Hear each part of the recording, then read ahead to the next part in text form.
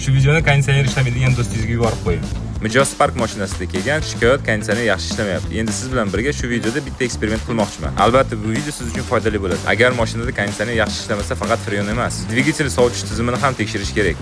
Konditsioner ishlashi motorni yuklaydi. Agar motor oldindan qizigan bo'lsa, bizni mashinamizga o'xshab u yaxshi sovuq bermaydi yoki kompressor o'chib qoladi. Hozir sizga bir ikkita faktlar keltirib beraman. Agar antifriz kam bo'lsa yoki radiator iflos bo'lsa, dvigatel qizib ketadi. Bu holatda u kompressorni avtomatik o'chiradi. O'zingiz ko'ryapsiz, sovutish tizimi qanday ahvolda va ichida qancha ifloslik bor. Kondensor haqida gapirib bermoqchiman. Kondensor radiator oldida turadi. Agar radiator iflos bo'lsa yoki antifriz yaxshi aylanmasa, issiqlik chiqmaydi va konditsioner sovuq bermaydi. Endi sizga o'sha eksperiment haqida gapirib bermoqchiman.